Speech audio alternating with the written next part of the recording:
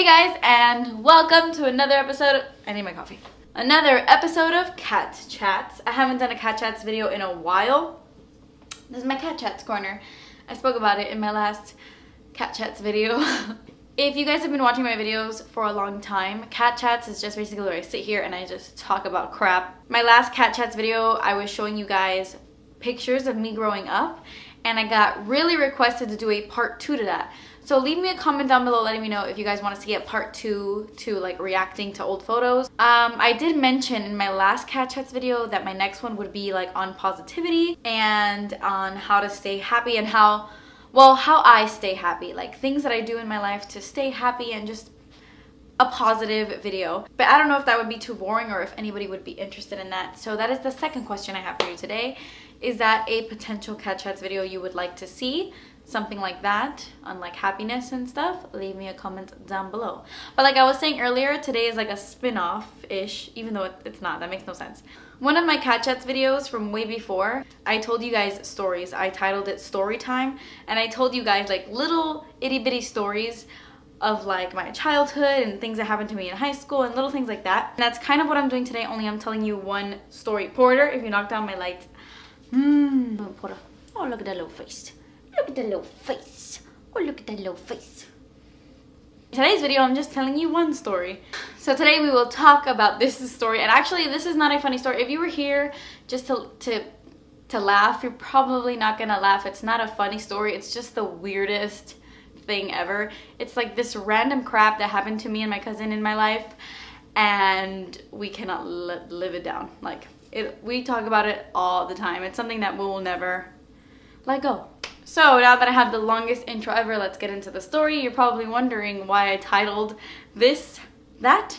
Okay, so I was about like 17 years old when this happened, and the main person in this story besides me is my cousin Janine. I have spoken about Janine many times in Cat Chats videos.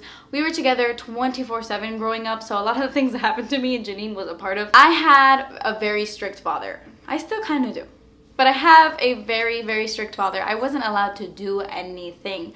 I was like in captivity all the time. My friends used to make fun of me. I've told you guys this before, but they used to call my house the force field that I wasn't allowed to leave in. People would come over. My dad loved it when my friends came over, but he didn't like it when I left.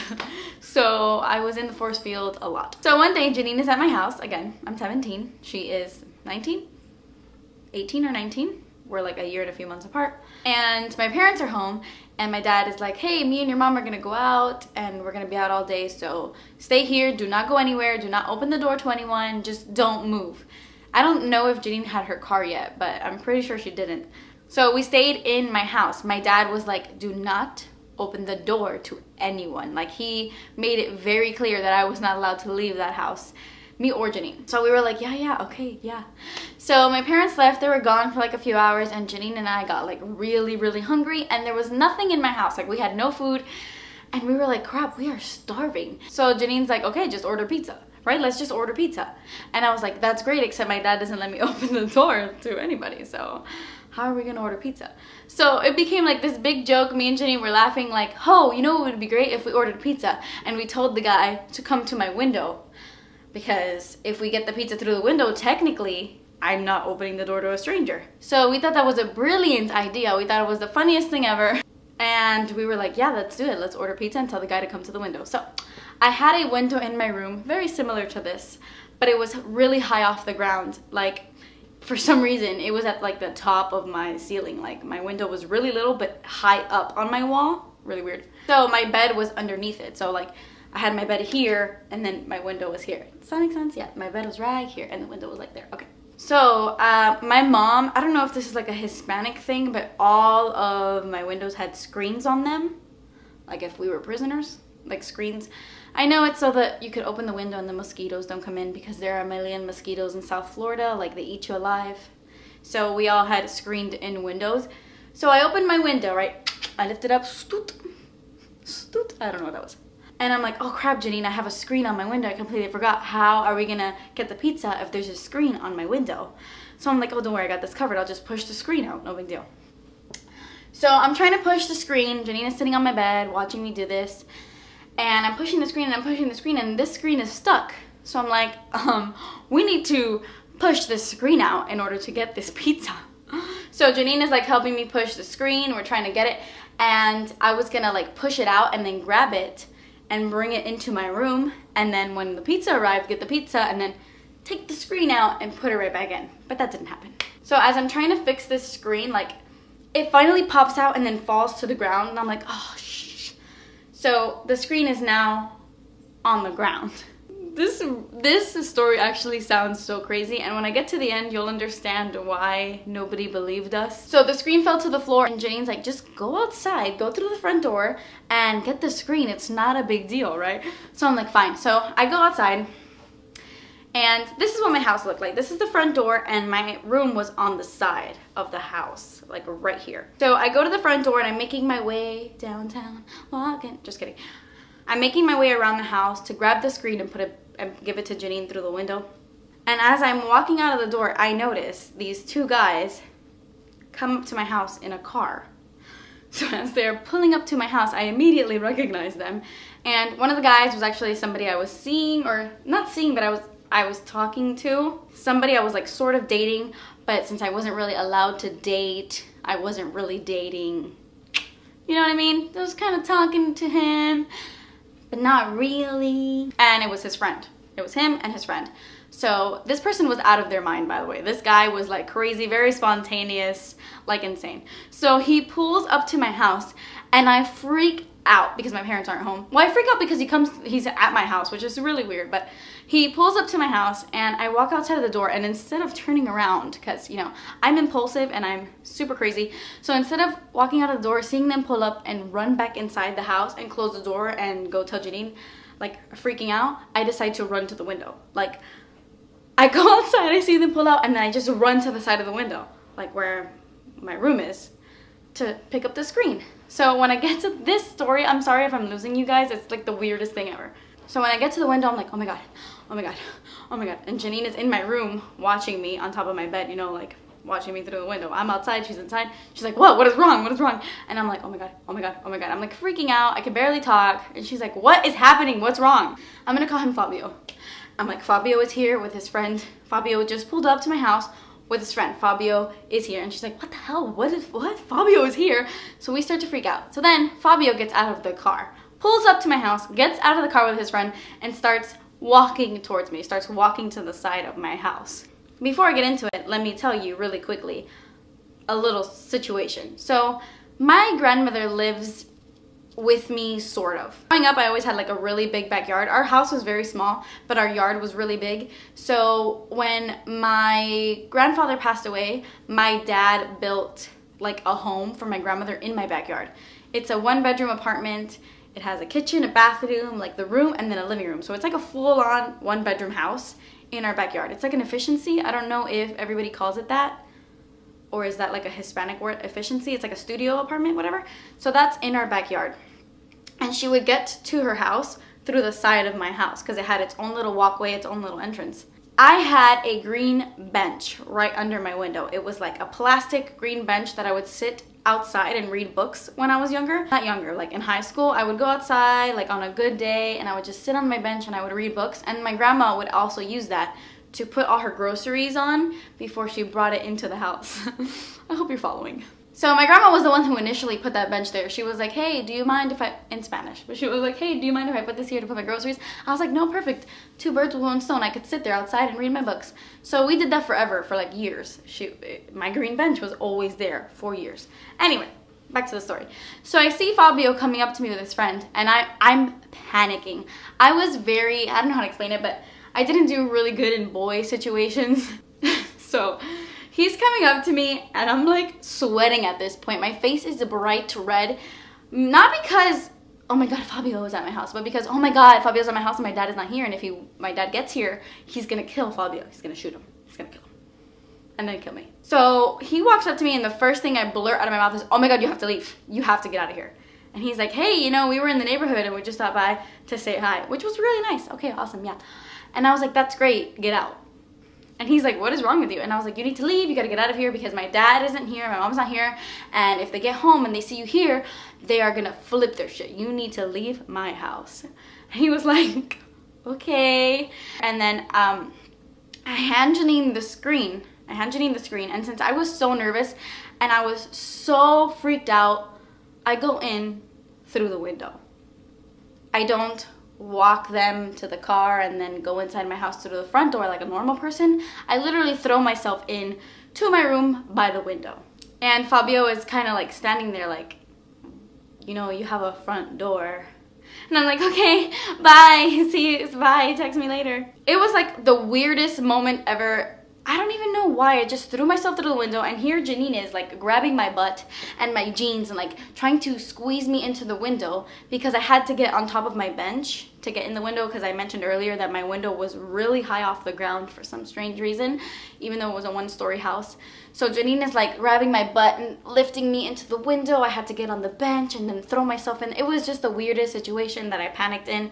Yeah, that happened. And then Fabio left and went on his merry way. We popped the screen back in and we forgot about it. My parents brought us food when they got home, and you know, the day was over. Wrong. Then the next day, Janine comes over my house again, or she slept over. I'm not exactly sure.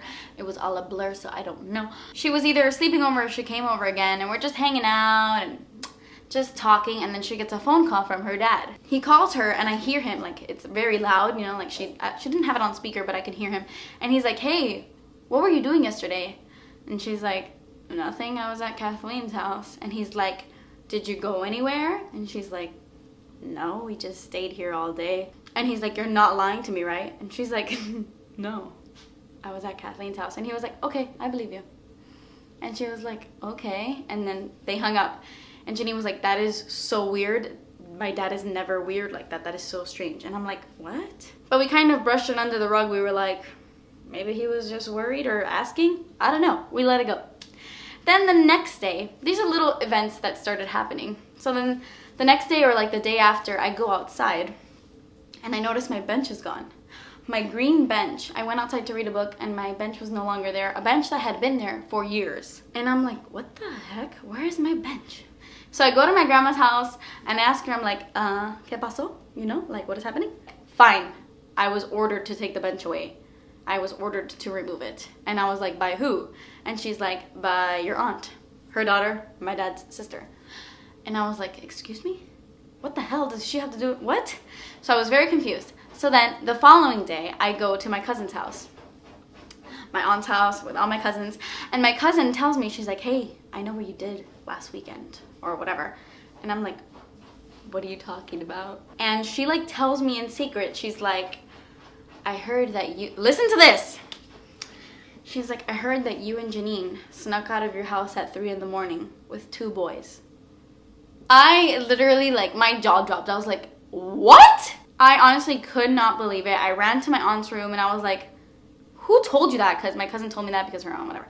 So I was like, what? Who told you that? And she was like, I heard, but don't worry, I haven't told your parents. Nobody knows. I sat there for like 2 hours trying to defend me and Janine.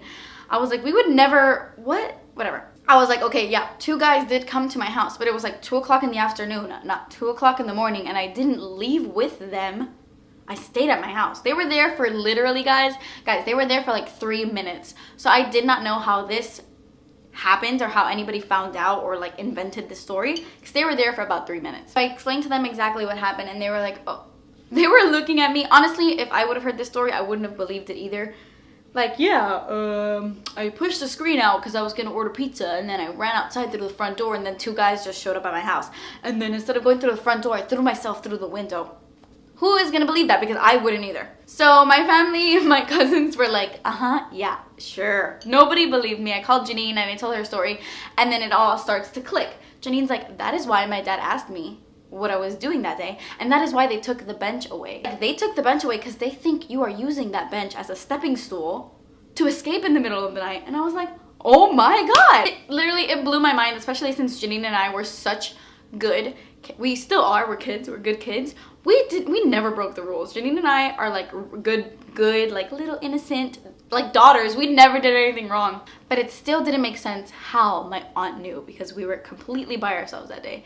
So we sat down and we were like breaking our heads, like who could have told her? Nobody. It was just me, Janine, Fabio and his friend. And Fabio and his friend didn't know my aunt, you know?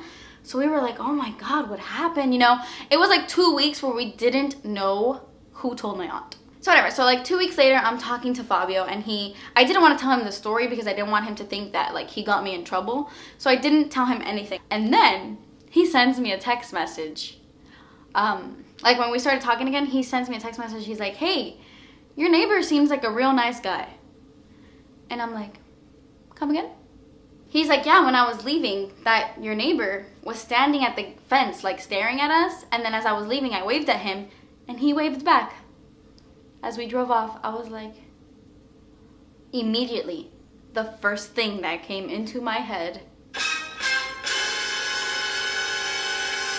I called Janine the second he texted me that. So I told her the story and she's like, what the hell? Which is crazy because this guy has been my neighbor since I was a little girl. I lived in the same house my entire life till I got married and moved out. That was my home forever.